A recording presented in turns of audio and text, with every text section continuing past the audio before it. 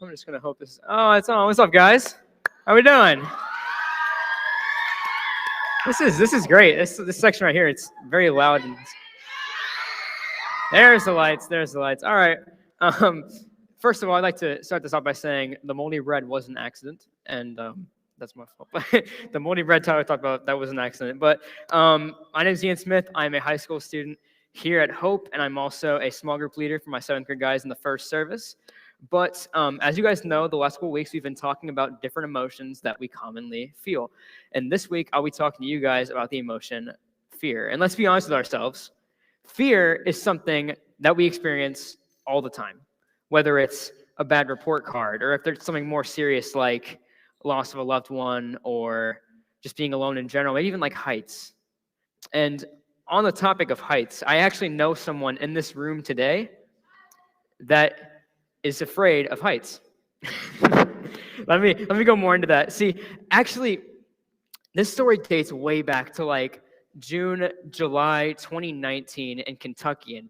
And why Kentucky? But my dad used to run a youth church conference in Kentucky called Summer in the Sun. It was always such a great time to be a part of that. But my favorite part about it was we'd always take time out of the 1 to 2 weeks we were there to go cliff jumping.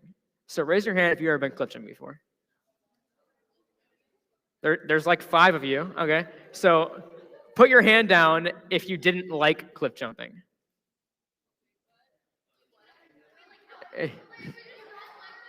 If you did it and don't like it, it's whatever, man. I thought it was pretty fun. It's a little scary when you're like looking over the edge and like, because this cliff was like 45 feet. And for reference, the ceiling of this building is 35 feet. So this ceiling plus 10 feet more, and that's the cliff. But that's besides the point. This mystery person was stuck on the edge. They were really stuck. They were scared. They were kind of frozen, and he insisted that we video his jump so we can have it for later. And like, that's understandable. That's like bragging about someone about jumping off the cliff is something I'd like to do too. But it was understandable until we ended up with over 45 minutes of video waiting for him to jump. So I thought it'd be funny to show a little compilation of those videos and enjoy. Yeah, enjoy.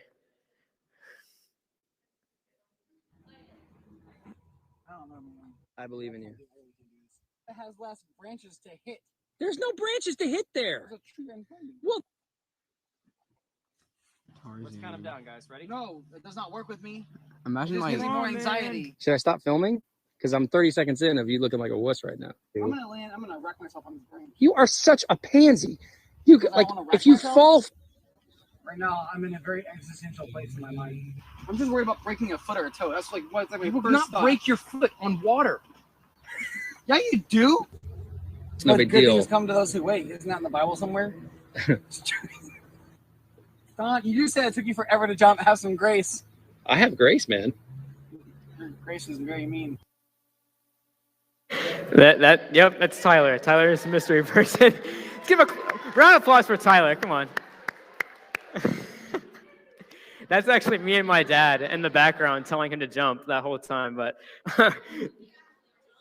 we'll get to that. The question I have to ask you guys is, have you ever been in a situation like that where you feel so scared that you like kind of freeze up and just wait for something to happen? Well, when put in a scenario like that where you're surrounded by fear, we respond commonly with one of 3 reactions. I call them the 3 F's of fear. You can put them up on the screen. We have fight, flight, and freeze. So I'm just going to need one person in here to come up on stage and give me a common fear or phobia they have. All right, you're right there. Yep, you're right there. Come on up. Just one, y'all. Just one. I have a microphone for you. Here you go. Make sure that works. Just say check into it. Arachnophobia. Arachnophobia. What is that? Is it spiders? Yeah. Okay. All right. That's all I needed. You can sit down. What's your name? Eli. Round of applause for Eli. Yeah. Thank you, Eli. He said arachnophobia. That is spiders. That's real. Spiders are creepy little creatures. So to some people. I think spiders are a little scary, but think about it this way. You could either fight the spider, you could put your hands up and start swinging at it, or you could be smart like me. And if you're scared of spiders, you would run, like a flight. You'd run the other way as fast as you can. Or you could pull a Tyler and you could freeze and wait for the spider to hurt you. That's what all the people who die in horror movies do. They all freeze. To be fair, the fear of cliffs and the fear of spiders, those are good fears because one slip up and that could actually put you in harm. But what if there's bad fear? The kind of fear that keeps you from following Jesus. Like, for instance, let's say you were too afraid to invite a friend to squad night invasion Sunday morning, or you saw something going on at your school and you wanted to step up for it, but you knew that if you did it, you'd be the only one who did it, so you were scared.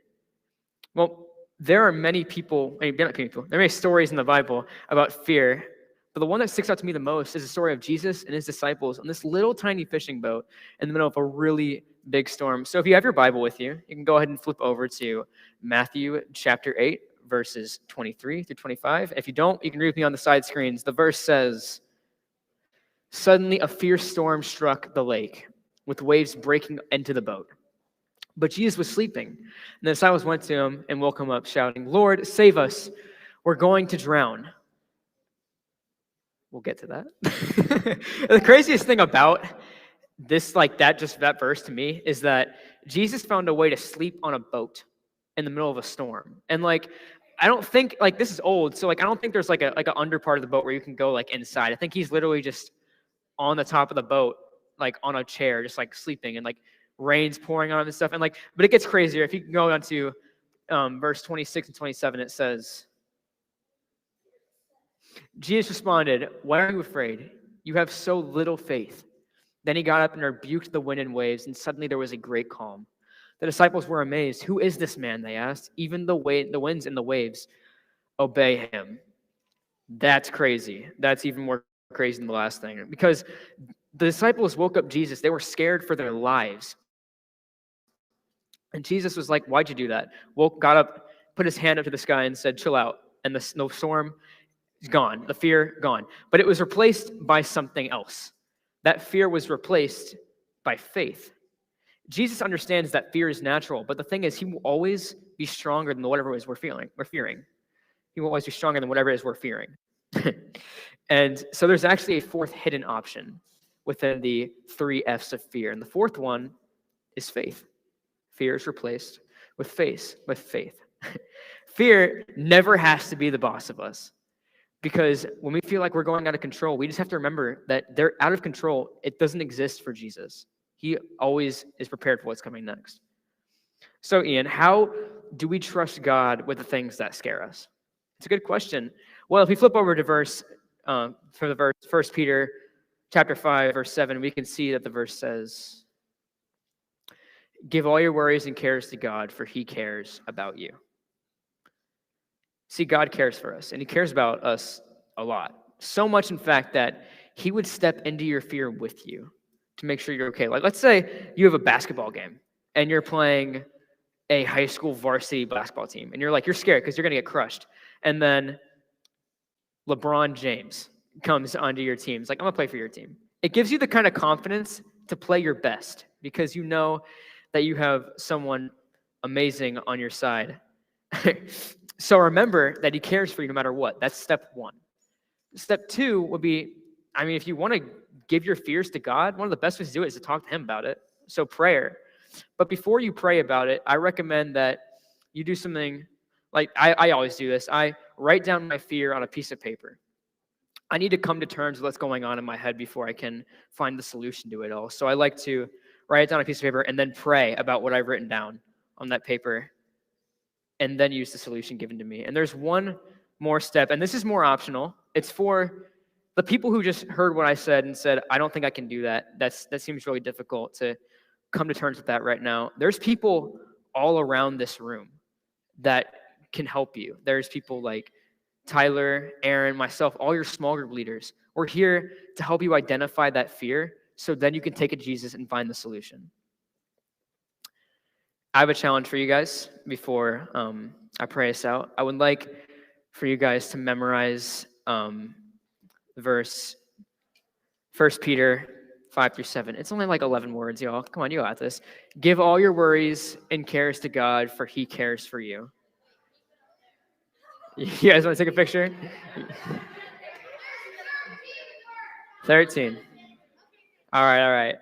But if there's one takeaway I want you guys to have from this week's message, it's that I want you guys to know that fear never has to be the boss of you. Because with Jesus on your side, there's a video.